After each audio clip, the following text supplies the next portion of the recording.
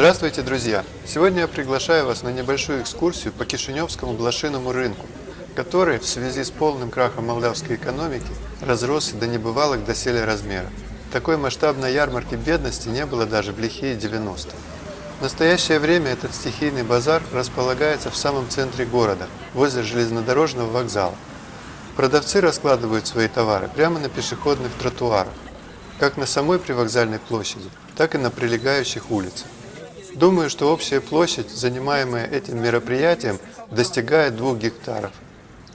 Чтобы обойти все ряды, может потребоваться от 1 до 2 часов, в зависимости от типа разыскиваемого товара и скорости передвижения. Основной недостаток молдавских рынков, и не только блошиных, это почти полное отсутствие ценника.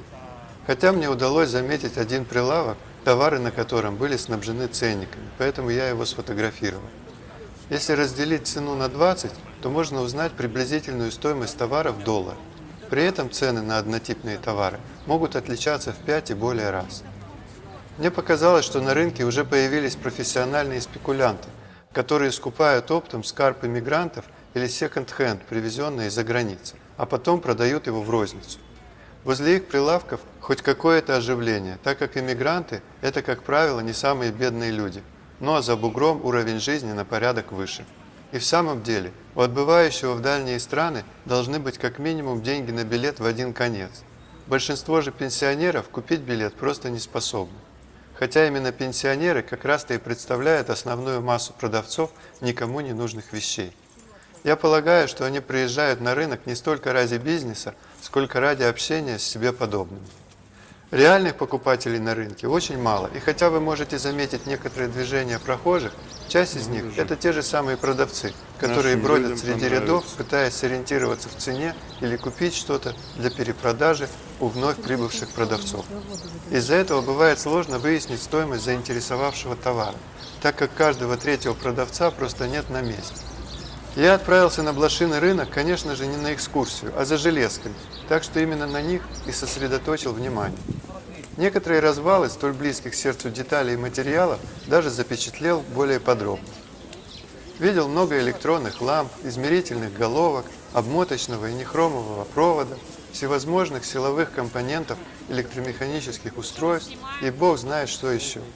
Но в последнее время я стараюсь не покупать ничего впрок, так что искал я только самое необходимое. Из насущного мне нужны были кое-какие детали для 2 текущих проектов. Во-первых, нужна была банка от ноутбучной литий-ионной аккумуляторной батареи, которую я собирался использовать при постройке нового, более мощного паяльного фена, а точнее для изготовления воздуховода из корпуса этого самого аккумулятора. Во-вторых, я искал какую-нибудь круглую палочку, которую можно было бы применить в качестве ручки для самодельного паяльника, собранного из доступных деталей.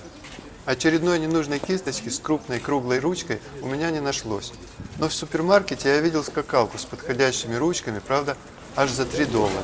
Так что этот вариант рассматривался в качестве приоритетного. Сразу доложу, мне все удалось купить. Вот они все 3 мои покупки, сделанные на блошином рынке. Это кисточка, которой удобно убирать пыль или мелкий мусор, и которую я купил всего за 10 центов, просто не удержался. Банки литий-ионных аккумуляторов обошлись по 50 центов каждая, хотя первоначальная цена была больше $1. Однако она сразу упала, когда я сказал, что меня интересуют только корпуса этих банок. Банки, кстати, оказались даже заряженными. Из множества разных скакалок выбрал скакалку с ручками, уже покрытыми лаком. Покупка обошлась всего в 50 центов. Творческих вам успехов и спасибо за внимание!